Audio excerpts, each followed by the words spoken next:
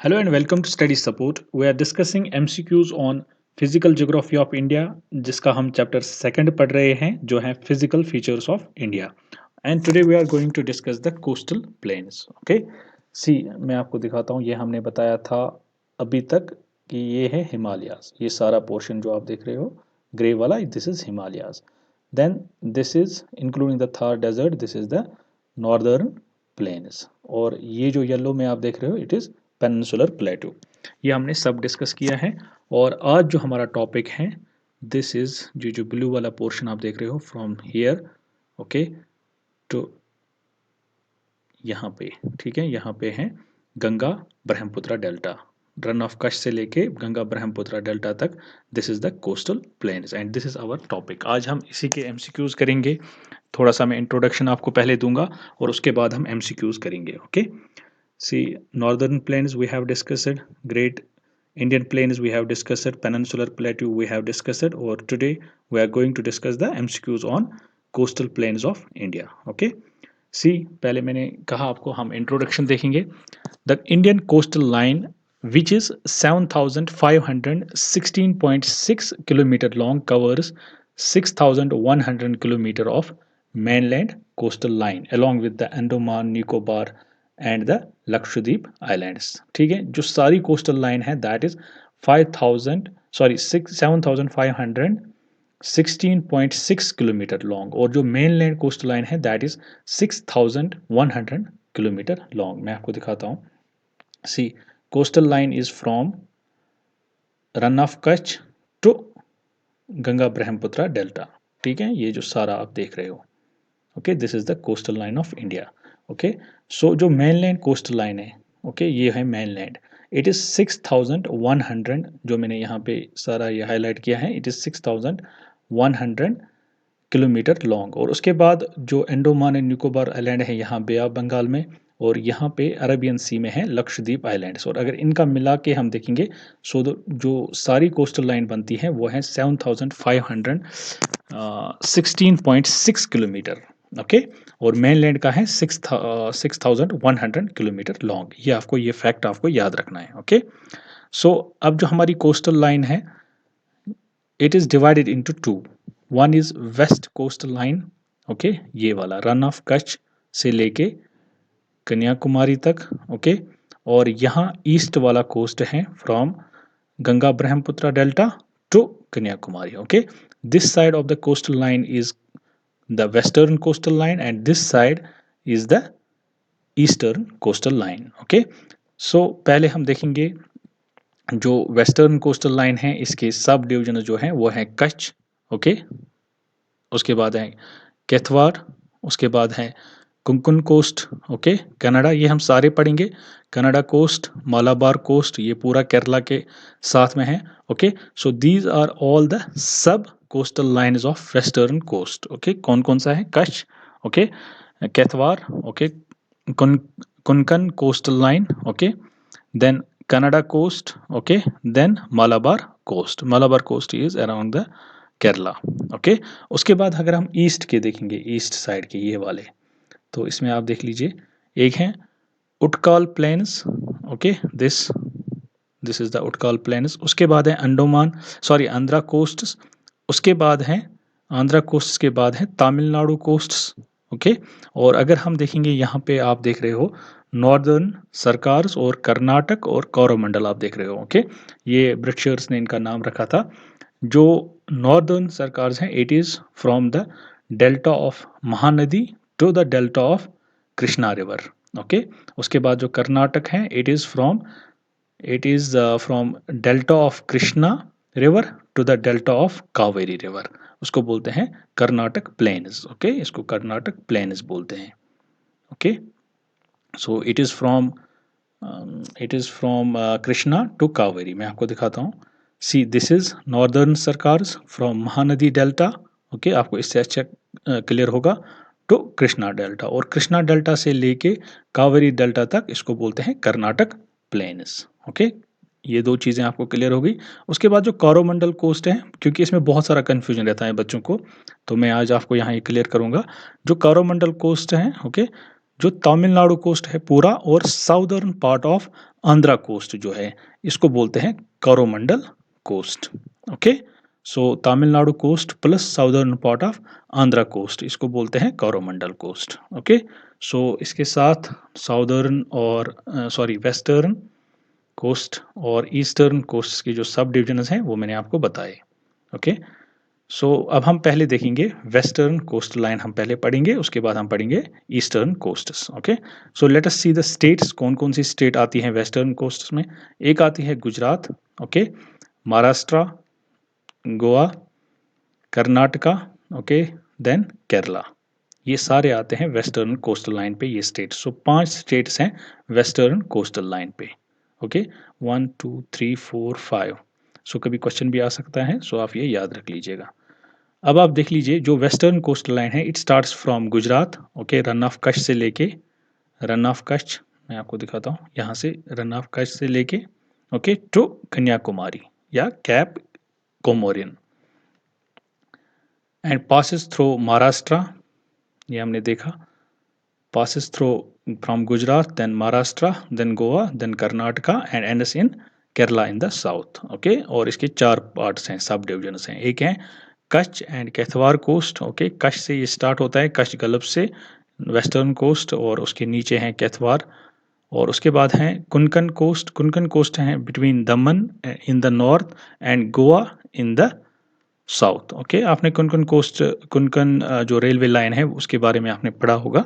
Okay, तो इससे आप याद रख लीजिएगा ये। उसके बाद है Kanara coast, it is between Marmagao to in the north to the Mangalore in the south. और जो मालाबार कोस्ट है, it is also called the Kerala coast, it is from Mangalore to Kanyakumari. Okay, so ये सारे हैं वेस्टर्न सब कोस्ट जो हैं। ओके, ये मैंने आपको सारे बताए वेस्टर्न कोस्ट लाइन्स के। उसके बाद हम देखेंगे अब ईस्टर्न, ये वाला पार्ट, ईस्टर्न कोस्ट लाइन। देखिए पहले हम देखेंगे स्टेट्स कौन कौन सी हैं। एक है वेस्ट बंगाल, ओके, ये पूरा आप देख लीजिए, यहाँ है वेस्टर्न को ये वाली states. Second is Orissa, third is Andhra Pradesh, fourth is Tamil Nadu. अब पौंडीचेरी भी यहाँ दिया है, it is not state, it is a union, UT, union territory. Okay, so जो वेस्ट कोस्ट हैं और वेस्ट कोस्ट पे सॉरी जो ईस्ट कोस्ट हैं इस पे हैं West Bengal, Orissa, Andhra and Tamil Nadu. Okay, so ये सारी हैं 4 स्टेट्स हैं on the eastern coast. So 5 हैं वेस्ट पे और 4 are in the eastern coast. So total जो स्टेट्स हैं वो हैं 9। और हमने देखा था 13, हमने पढ़ा था 13 स्टेट्स एंड यूनियन टेरिटरीज। सो 9 हैं स्टेट्स, उसके बाद जो 4 हैं, एक तो पौंडीचेरी और Andaman and Nicobar, Daman and Diu, okay, वो यहाँ पे हैं दमन एंड दीव, यहाँ है लक्षद्वीप। सो ये 4 हैं यूटीज। ओके, सो टोटल है 13। सो स्टेट्स हैं 9 and 4 are the UTs. Okay, so अब ईस्टर्न कोस्ट के जो हमने स्टेट्स हैं वो हमने देखे।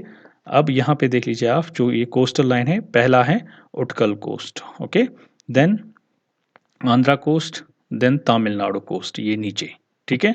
और नॉर्दर्न सरकार भी मैंने बताया क्या है, कर्नाटक भी मैंने बताया, और कोरोमंडल कोस्ट भी मैंने बताया। और कोरोमंडल कोस्ट को बोलते हैं पयान घाट। ओके, सो जो ईस्टर्न कोस्ट है, it is from Ganga delta, ये मैंने आपको पहले ही बताया, it is from Ganga delta two Kanyakumari.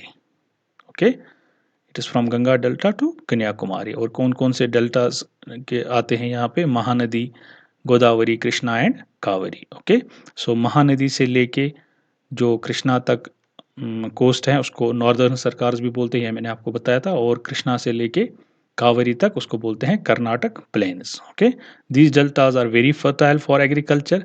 The deltas of Krishna is also called granary of south, okay, south India. In Orissa it is known as Utkal coast, Orissa में इसको Utkal coast बोलते हैं यहाँ। Okay, so it is from Utkal coast present between Chilka Lake, which is the largest lake of India, and Koliro Lake. Okay, so ये है from Utkal coast जो है ये है from Chilka Lake, which is the largest, ये भी आप याद रख लीजिएगा, largest lake in India.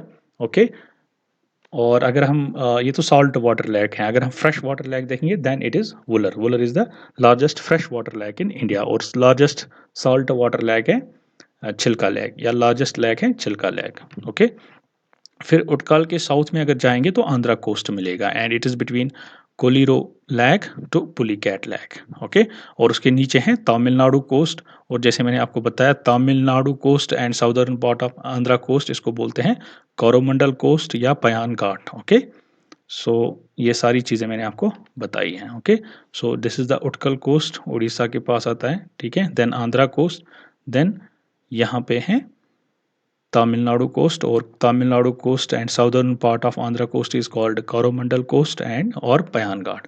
अब आप यहाँ पे देख रहे हो, यहाँ जैसे कुनकन कोस्ट है, इसको लिखा है कोस्ट लाइन ऑफ सबमर्जेंस। उसके बाद मालाबार कोस्ट, इसको लिखा है कोस्ट लाइन ऑफ इमरजेंस। अगर आप यहाँ पे जाएंगे कोरोमंडल कोस्ट, इसको भी लिखा है कोस्ट लाइन ऑफ इमरजेंस। ये मैं आपको समझाता हूँ, ओके, ताकि कभी क्वेश्चन आ जाए तो आप आराम से आंसर दे सकते हो। फॉर एग्जांपल क्वेश्चन आएगा which of the following is a coast line of submergence. Okay, so आप आराम से इसको फिर आंसर कर सकते हो। देखिए जो इनिशियल सी लेवल है, यहाँ पे 3 स्टेज है।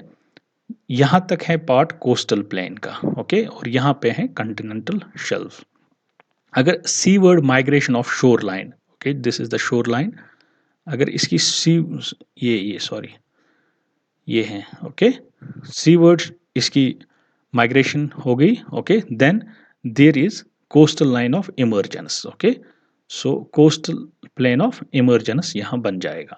सो कोस्टल लाइन ऑफ इमरजेंस की 2 एग्जांपल्स हैं यहाँ पे, एक है कोरोमंडल कोस्ट, ओके, जो तमिलनाडु के पास है, और दूसरा है मालाबार कोस्ट। उसके बाद अगर landward migration of shore line होगा, ओके, ये इस डायरेक्शन में आएगा, then coastal plain of submergence, sorry, so जैसे हैं Konkan coast which is around the Maharashtra and Goa. Okay, so अब ये आराम से आप बता सकते हो what is coast line of emergence and coast line of submergence. So 2 example है कोस्ट लाइन ऑफ इमरजेंस की, एक है कोरोमंडल कोस्ट और मालाबार कोस्ट, और मालाबार कोस्ट को बोलते हैं केरला कोस्ट भी।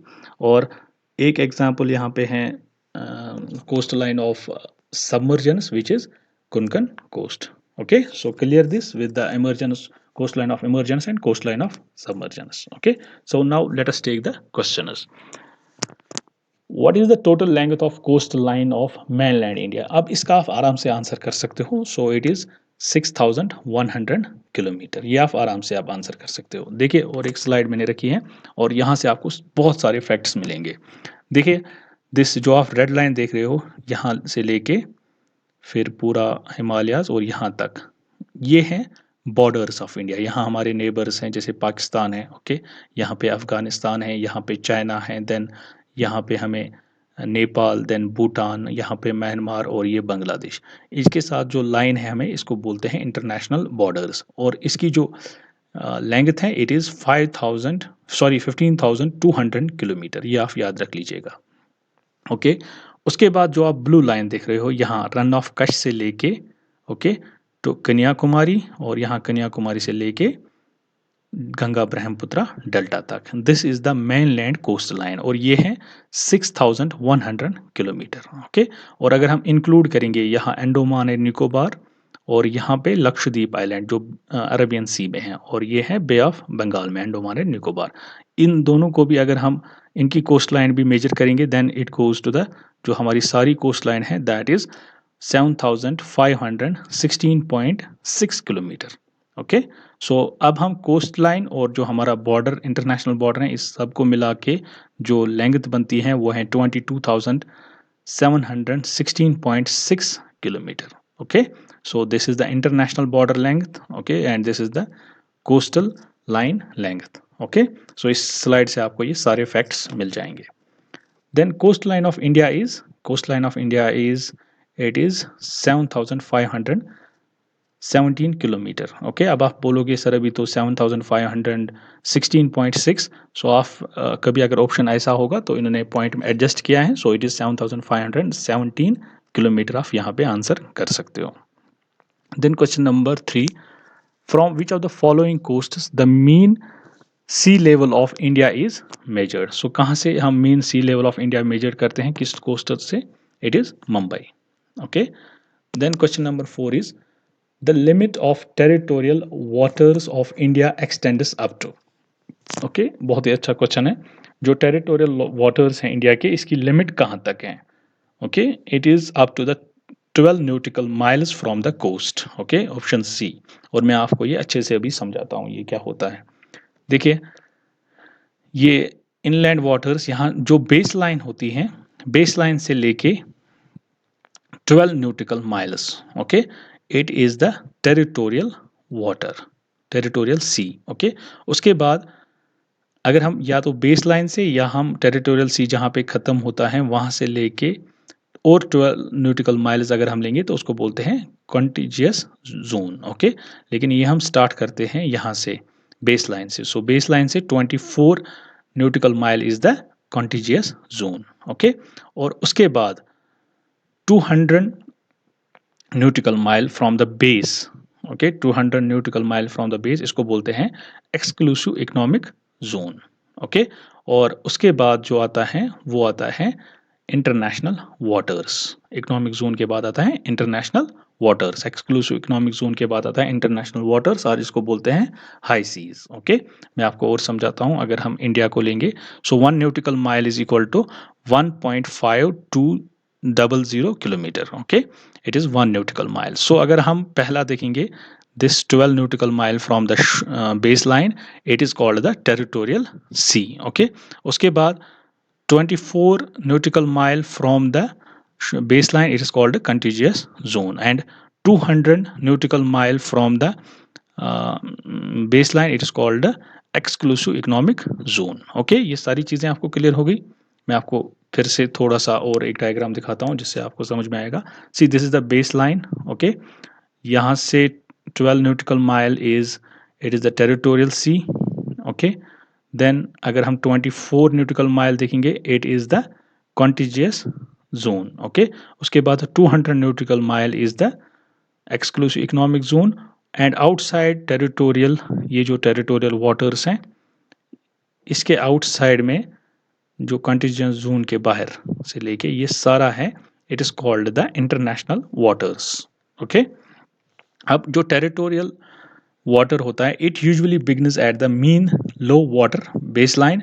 यहाँ पे sovereignty covers the air space above and sea bed below. Okay, so जैसे एक कंट्री को अपने लैंड पे हक होते हैं, वैसे यहाँ टेरिटोरियल वाटर्स में भी हो जाते हैं। ओके, उसके बाद जो कंटिजियस जोन है, स्टेट्स में exercise the control necessary to prevent others from infringing its customers, immigration and others. Okay, so ये आप समझ लो, ये बफर जोन हो जाता है। ठीक है, उसके बाद जो एक्सक्लूसिव इकोनॉमिक जोन होता है, states have control of economic resources, okay, including mining and oil exploration, but can't prohibit legal passage and lautering. Okay, so legal passage यहाँ पे वो इकोनॉमिक, एक्सक्लूसिव इकोनॉमिक जोन में वो प्रिवेंट नहीं कर सकते हैं, यहाँ तक वो कर सकते हैं। ओके, कंटिजियस जोन तक। उसके बाद they can request an extension to their exclusive economic zone to cover the part of or all continental shelf. Okay, उसके बाद जो high seas हैं, that is the international waters, they are beyond national jurisdiction. Okay,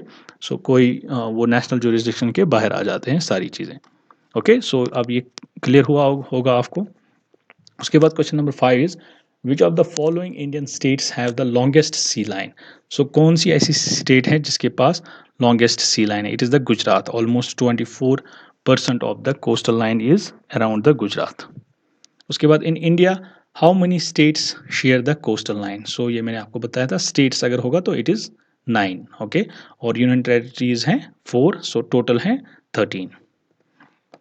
okay, ये देख लीजिए 1, ये हमने वैसे पढ़ा था, गुजरात, महाराष्ट्र, गोवा, कर्नाटका, केरला, और अगर हम ईस्ट में देखेंगे वेस्ट बंगाल, उड़ीसा, आंध्रा और तमिलनाडु। ओके, सो उसके बाद question number 7, the name of the coast of Tamil Nadu and Andhra Pradesh is called. So इसको क्या बोलते हैं? कोरोमंडल कोस्ट, ये मैंने आपको बताया। उसके बाद ये देख लीजिए कोरोमंडल कोस्ट, या जिसको बोलते हैं Payan Ghat. See, southern Andhra coast and whole of Tamil Nadu coast is called the Coromandel coast. The sea coast of Tamil Nadu is known as, sea coast of Tamil Nadu को कोरोमंडल कोस्ट भी बोलते हैं। उसके बाद है question number 9, which of the following coasts of India is located between Krishna delta and cape Comorin. Okay, कौन सा coast है कृष्णा डेल्टा से लेके cap Cameron? It is Coromandel coast again. Okay, then which of the following is known as cape Comorin? Okay, it is the Kanyakumari. Okay, Kashmir तो ऊपर आता है, मिजोरम यहाँ ईस्ट में और गुजरात वेस्ट में आता है। It is the Kanyakumari. Okay, then question number 11, maximum coastal erosion is caused by, जो सबसे ज़्यादा कोस्टल इरोजन होता है वो किससे होता है? वेव्स, टाइड्स, करंट्स और tsunamis. Okay, it is the waves. Okay, यहाँ पे कंसिस्टेंसी है, वेव्स हमेशा टकरा जाते हैं। Okay, tides because of the moon. Okay, currents ये एक बड़ा जोग्राफिकल प्रोसेस है, सुनामी कभी कभी आ जाता है, so it is the waves. Okay, so with this we have covered up coastal line as well. और अब हमारा एक टॉपिक रहता है the physical features of India, that is the Indian islands. Okay, ये हम नेक्स्ट वीडियो में देखेंगे। So thanks for watching, do like, do share and subscribe to my channel. और अगर आपको कुछ भी पूछना है, you can ask in the comment box.